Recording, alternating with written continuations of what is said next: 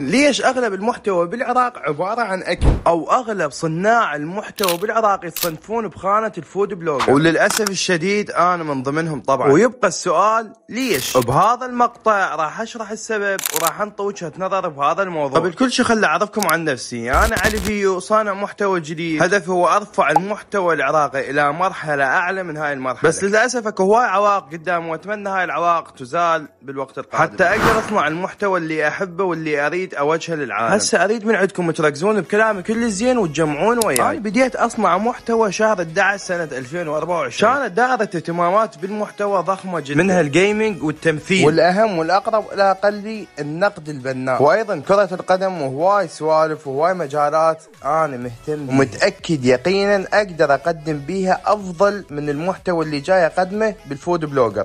بس ليش دخلت فود بلوجر؟ بالنهاية لازم نتذكر شيء مهم، وهو انه المحتوى يتطلب هواي امور وبشكل مو طبيعي، وانا حالي حال اي شاب يريد يصنع محتوى وببدايته ما يملك فقط تليفونه وحبل افكاره، فراح يبقى يحاول يصنع محتوى بابسط المعدات اللي يمتلكها، بس راح يشوف انه ما جاي يلقى الاهتمام اللي يريده، وبنفس الوقت يشوف هواي مشاهير ما جاي يقدمون اي محتوى اساسا، ماخذين اهتمام بكلش هواي ما يستحقونه. واكو محتوى صاير على صفحه جاي يشوف فئة من العالم تصور المطاعم او الاكل اللي ياكلونه وينطون بيه رايهم، وجاي يحظون بالاهتمام اللي هو يريده، وهذا المحتوى ما يتطلب من عنده اي شيء، فقط موبايل ونشر باستمرار. ومن الناحية المالية فهو يقدر يوفر له هواي فلوس. والسؤال اللي يطرح نفسه، شلون بدا هذا الموضوع من الاساس؟ وليه صارت عندنا كمية رهيبة من صناع المحتوى بالاكل؟ المسألة بدأت وبكل بساطة من سكنونو او احمد الامير،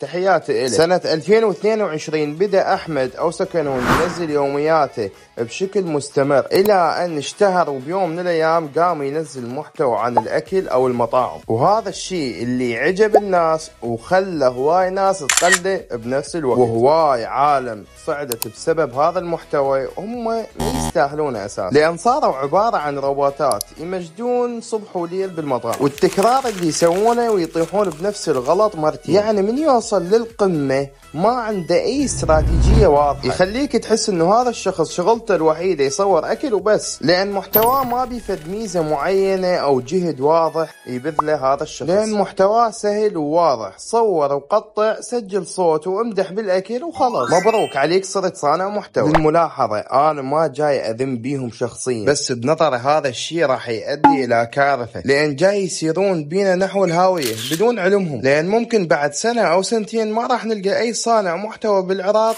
محتوى يختلف عن الفود بلوجر او الاكل. اما اذا انا تسألوني ليش دخلت فود بلوجر اذا كان الموضوع ما عاجبني من الاساس، فبكل بساطة مثل ما ذكرت بالبداية، ما عندي المقومات اللي تسمح لي اصنع المحتوى اللي يعجبني، وتأخرت بما فيه الكفاية عن مجال احلامي اللي بيه تفرعات بقد شعر الراس، وانا من الاساس عندي استراتيجية واضحة واعرف بنفسي 100% ما راح أبقى على هذا المحتوى، وبمجرد حصولي على المقومات اللي أريدها حتى أصنع بيها محتوى يختلف عن محتوى الأكل، ما راح أنتظر وأتاني ولا دقيقة واحدة، لأن عندي استراتيجية واضحة. ونصيحتي إلى كل شخص حاب يصنع محتوى هسه أو بالمستقبل، شوف شنو مقوماتك وشنو دائرة اهتماماتك من الأساس، وقيم خياراتك كلها بدون أي استثناء، وحدد يا فئة أنت تريد تستهدفها، وشنو طموحك وشنو اللي تمتلكه أنت حاليا حتى تبدي بيه البداية المناسبة. دير بالك تحاول تقلد شخص مشهور أو مؤثر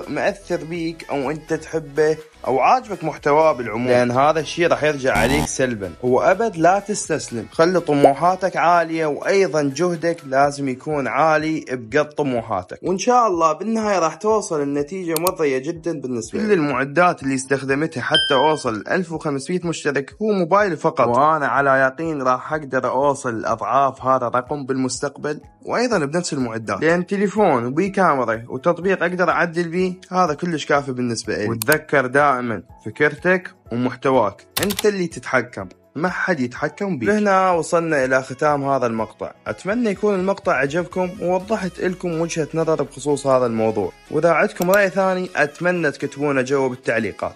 أنا علي فيو، ولا تنسون اللايك والاشتراك. أشوفكم مقطع ثاني وبجودة أفضل من هاي الجودة بإذن الله. مع السلامة.